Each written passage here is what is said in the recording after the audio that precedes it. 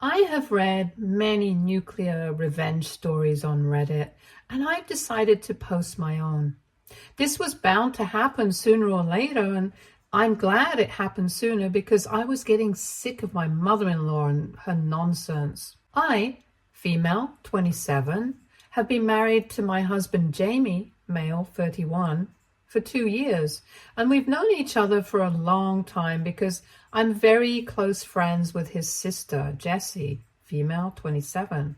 Jessie and I met in college, and we shared the same dorm room during our first year, which is how I got introduced to Jamie.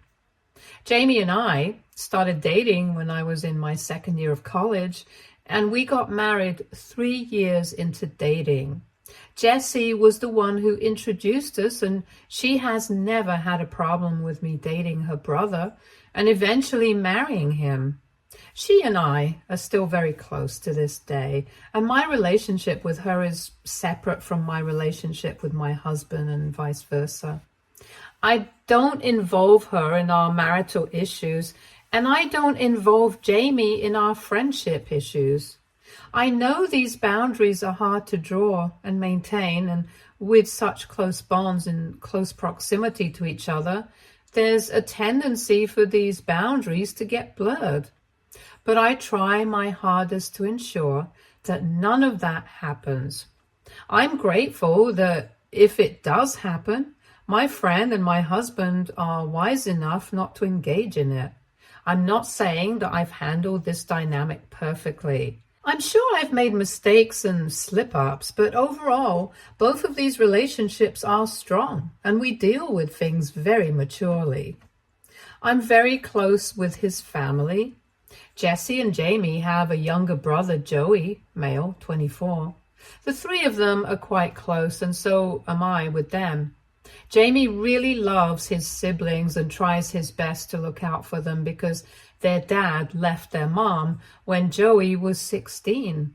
To be honest, none of the kids blame their dad, let's call him Frank, because their mother is a literal nightmare to live with. The custody agreement for Joey was that he would live with his mother with visitation from Frank. Joey wanted to go with Frank, but since mother-in-law is the textbook definition of a narcissist, it would have been very exhausting for him to make the move. The siblings and Frank together decided that it was best if Joey stayed out for the next 2 years, and then he would be free to move out and do whatever he wanted. Jessie and Jamie went to meet him regularly, so it wasn't very difficult for Joey to get through those 2 years. He's been low contact with mother-in-law ever since he left for college. Mother-in-law has had loud complaints about this for years and years, but I think being the youngest, Joey had to bear the brunt of mother-in-law's craziness, and he's just done. Jamie and Jessie still put up appearances to at least try to seem normal to the world and to mother-in-law, but Joey just doesn't care, and I understand. When Jamie and Jessie were kids, their dad was always around. Plus, Jamie had the three of them.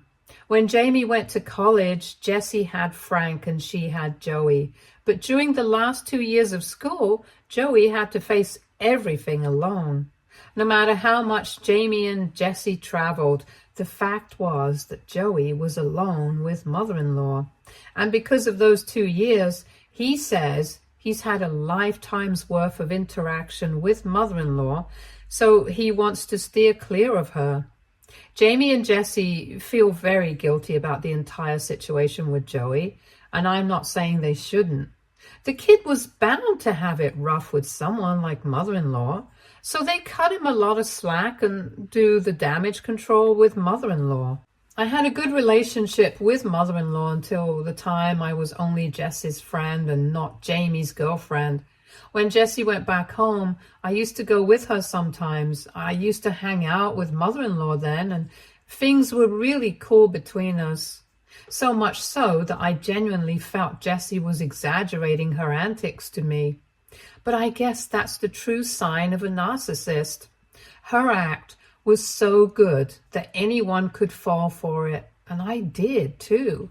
But the mask fell off the minute she found out that I was with Jamie and that I would probably be a permanent fixture in the family. No one could be good enough for her man. Yikes, I know.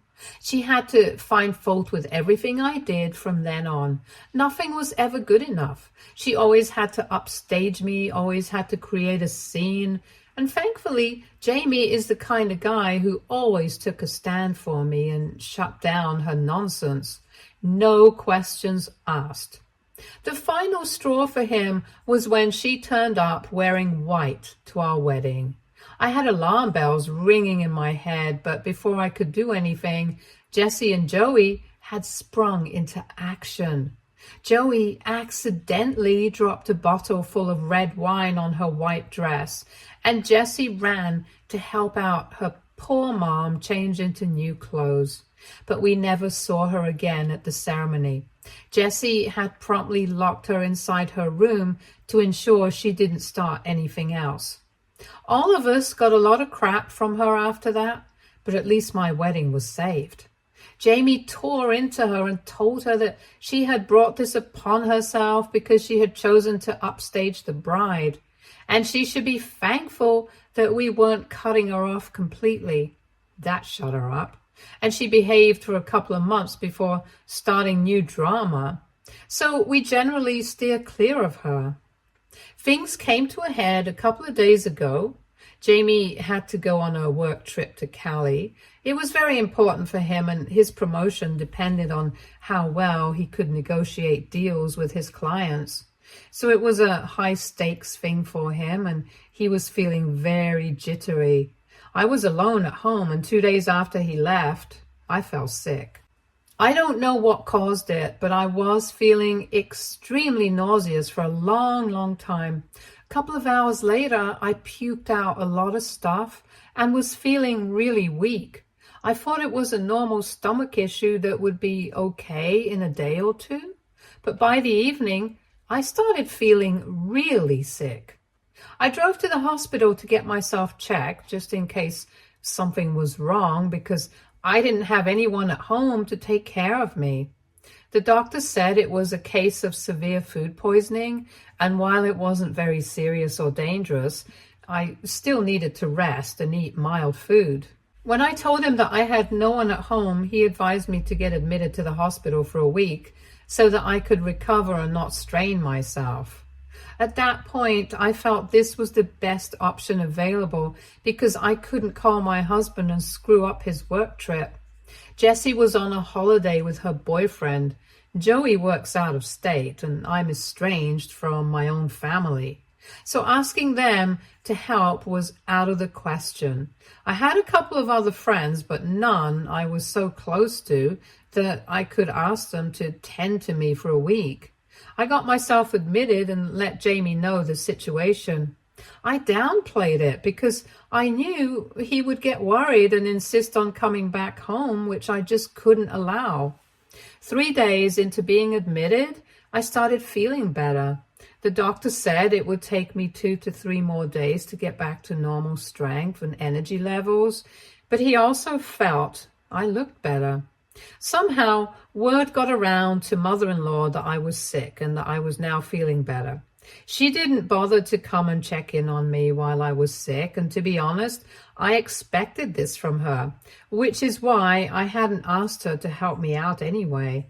But as soon as she got to know that I was doing better, she came to the hospital and faked concern for a while. She just wouldn't leave.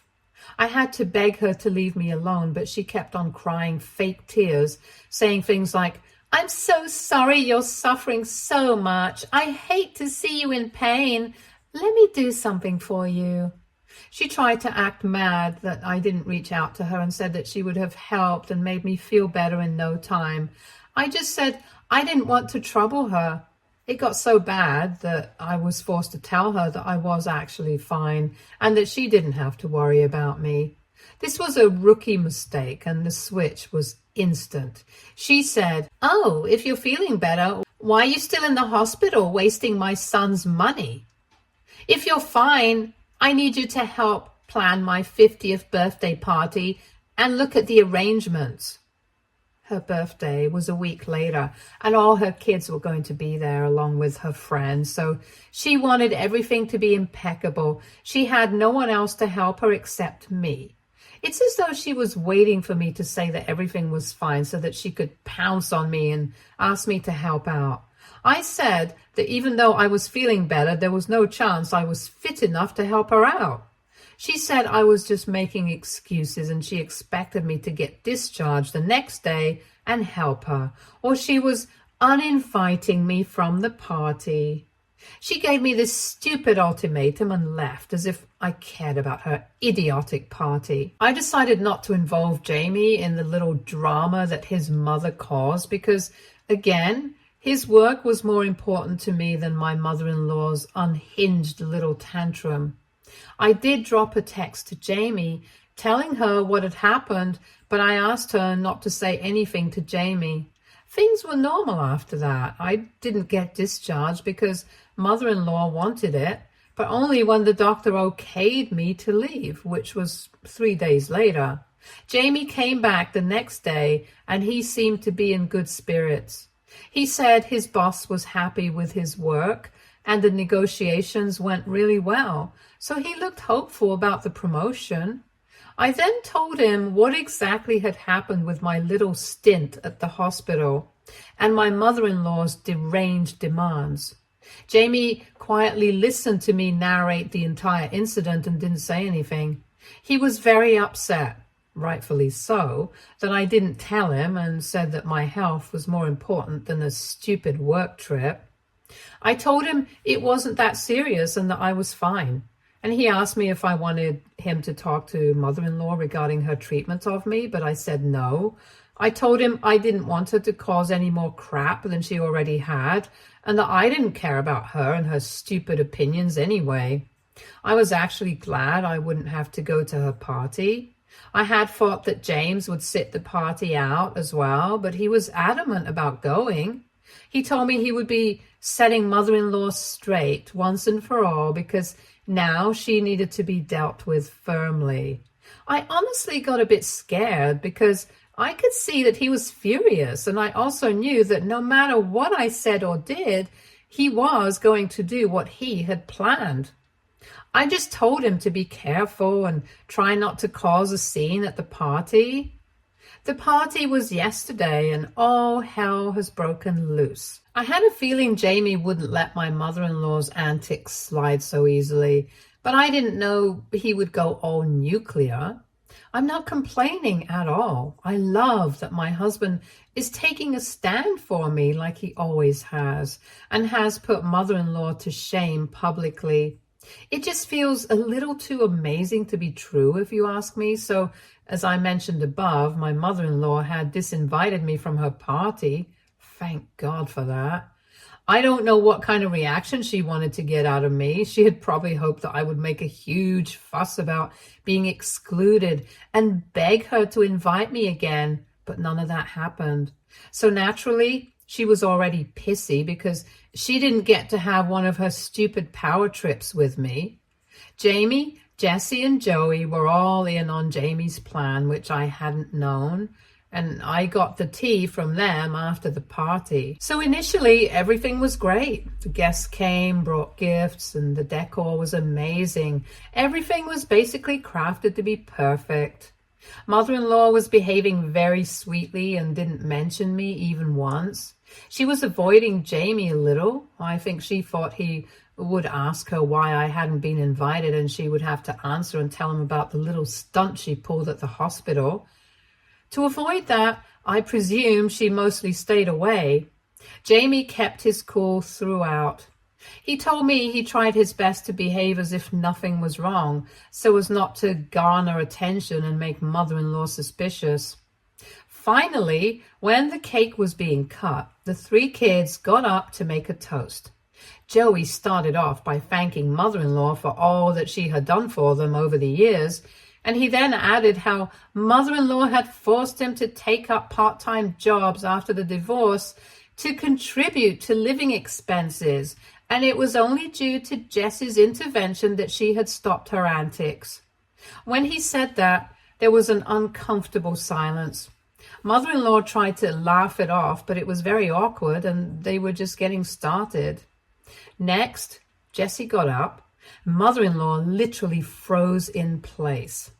Everyone knows that Jessie is the most brutal and that her words cut so deep, it's hard to recover from what she has to say.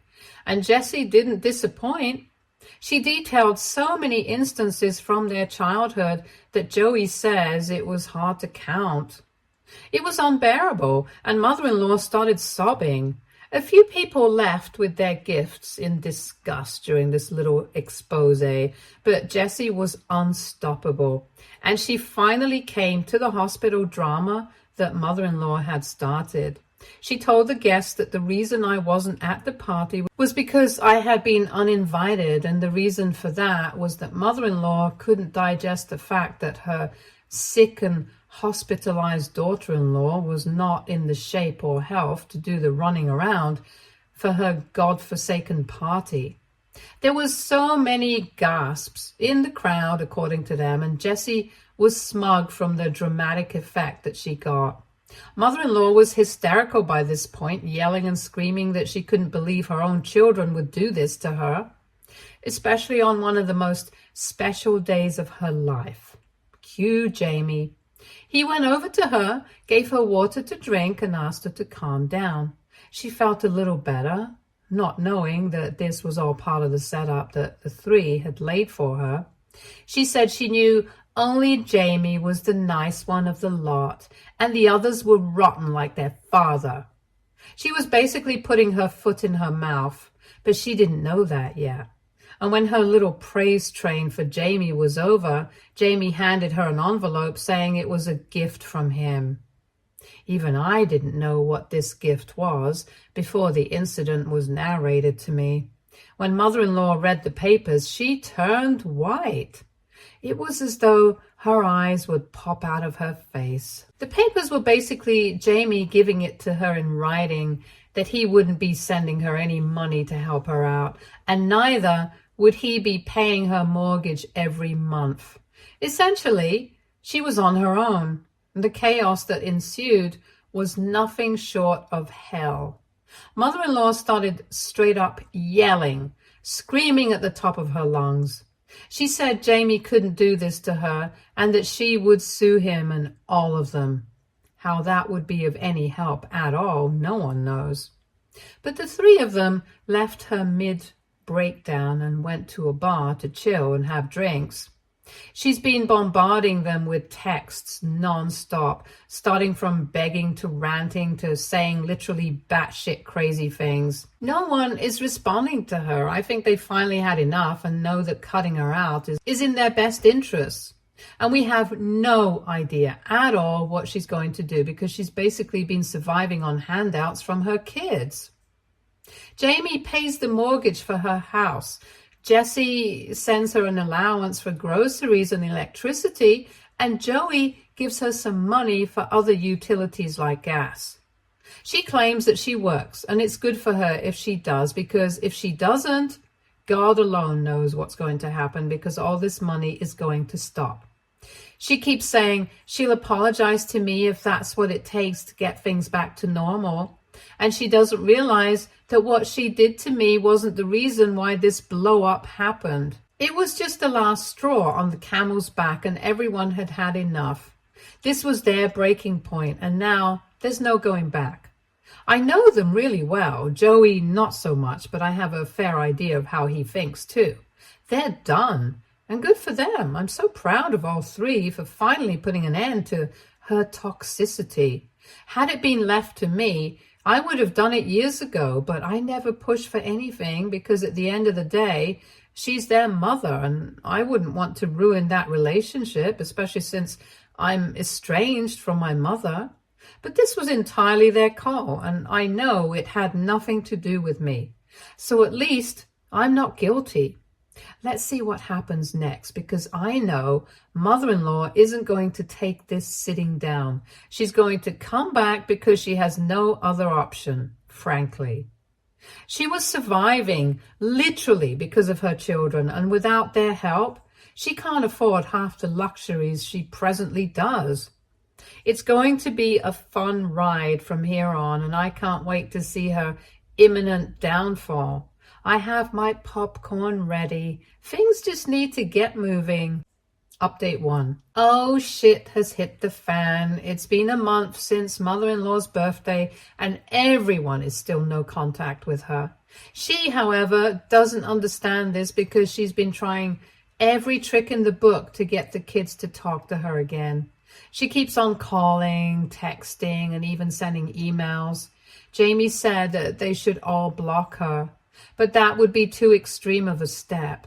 She might need help and assistance for medical or health reasons, and we can't completely shut her out.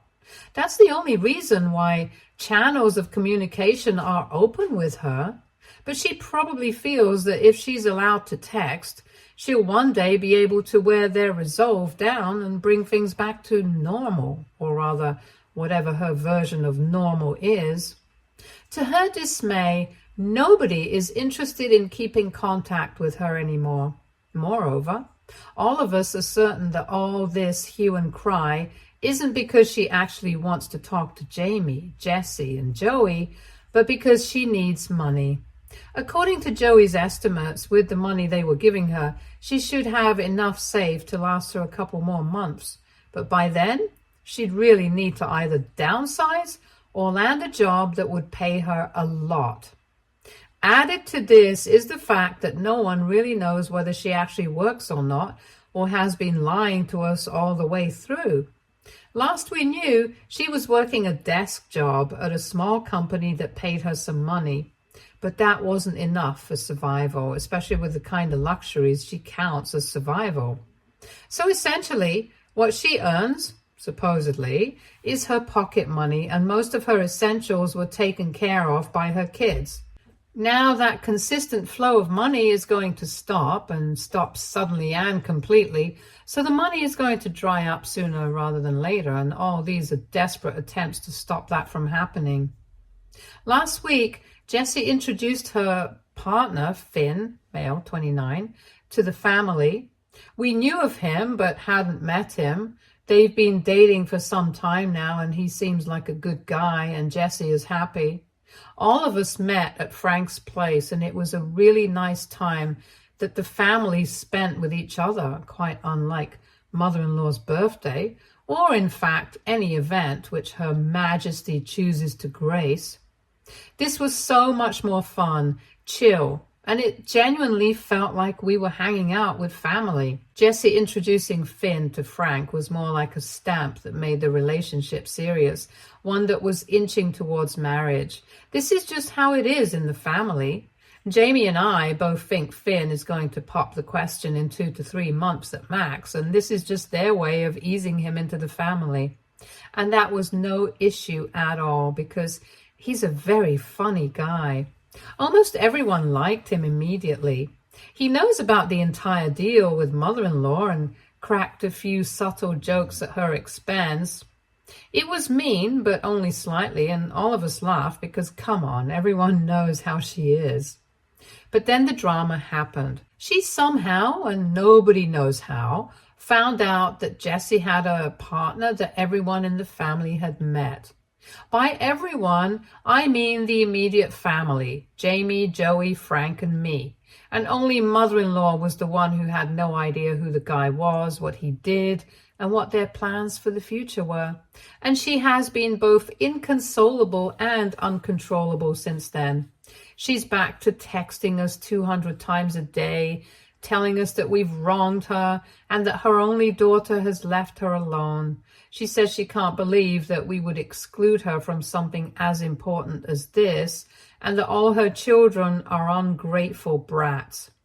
I don't understand how she expects anyone to even want to make amends if this is what she keeps saying on a regular basis. To everyone's relief, she doesn't know who Jess's boyfriend is, and we want to keep it that way because otherwise she's going to look him up on social media and bombard him with texts as well. It's not Finn's mess right now, at least, and we want to keep him away from her nonsense for as long as we can. Jessie is so done with mother-in-law. She says she won't even invite her to the wedding. I personally think that won't be possible, and she's going to barge in, make an entry, and cause a scene anyway. But I understand Jessie's sentiments. She tried to upstage me at my wedding, and she sure as hell would want to upstage Jessie at hers. For my wedding, she was mother of the groom and therefore needed special treatment. For Jessie's, she's going to be mother of the bride and would make the day all about herself instead of the couple. So it's in everyone's best interest that she's kept in the dark, but that's going to be very difficult. Anyway, we'll cross that bridge when we get there. I hope this is my final update because I don't want any more drama. But with the way my mother-in-law is, we can never really say. Update 2. Jessie got engaged. It took Finn only a month to pop the question, and I think Jessie was anticipating it. We're all so happy for them. Finn already feels like family, and we're all in regular touch. He hangs out with Joey a lot, and they share similar interests, so it's great. We've been getting closer to Frank too, and this has been possible largely because we don't have mother-in-law's looming presence over our heads. She doesn't know yet that her only daughter is engaged, and we're trying to keep everything very low-key for now so as not to garner attention. Jessie wants the wedding to happen soon, and we're all diving headfirst into the planning. By all, I mean me and a few of Jessie's other friends. On the mother-in-law front, her texts have stopped coming as of now. I think she's finally reconciled to the fact that she's been cut off completely, and begging in front of her kids isn't going to give her anything. So she should rather just focus on improving her living situation. She's put up the house for rent and is probably using the rent to pay off her mortgage. At least I hope that's what she's doing, because if she's blowing up the rent, then she's an absolute ass. And nobody can save her. She's moved in with her sister for the time being, but I'm sure that's a temporary arrangement as well. No one can stand being near her for long periods of time. I genuinely wonder how Frank did it for all these years. The house is still in her name, though. If she manages to pay the mortgage, then the house stays in her possession, which, to be honest, I'm quite salty about. She could afford it only because Jamie funded her for years, and now she gets to behave like an a-hole and still walk away with the house. Seems quite unfair to me, but it is what it is, and I can't help it. But as long as she stays away and doesn't cause any more problems, she can have the house to herself. The peace of mind of the family is much more important than that house anyway. Update 3. Mother-in-law found out about Jess's engagement. Word somehow got to her sister, and now she knows as well. We try to be as discreet as possible, but news like this has a way of spreading, I guess. But Jessie is sick and tired of her nonsense now, and she's already stressed about all the wedding planning, and she can't handle mother-in-law on top of this. So the minute that mother-in-law sent her a scathing text about keeping poor old mom in the dark, Jessie called her up and tore a new one into her. She told mother-in-law in no uncertain terms that the omission on her part was deliberate because she didn't want mother-in-law to be a part of the celebrations. And she also told her that she wouldn't be invited to the wedding whenever it happens. Jessie said she was sick of her antics, and she knew that mother-in-law would try to pull off a stunt like she had done during my wedding. Jessie was furious, and it was as though she was unloading years of pent-up anger. I don't think she even allowed mother-in-law to get in a single word. Not that I blame her. Her victim complex can make anyone want to puke. I think the reality check was much needed, and if mother-in-law has even a shred of self-respect, she's going to stay away. Jessie was downright rude, and that was required because there's no other way to make mother-in-law understand that we're exhausted. We don't want her near us. Jessie has blocked her and asked us to deal with any emergency with mother-in-law, and that she will unblock her only after the wedding. I think the mother-in-law situation is finally over, and we can all look forward to the next chapter for the family. Stay tuned for more stories from our girl relationships.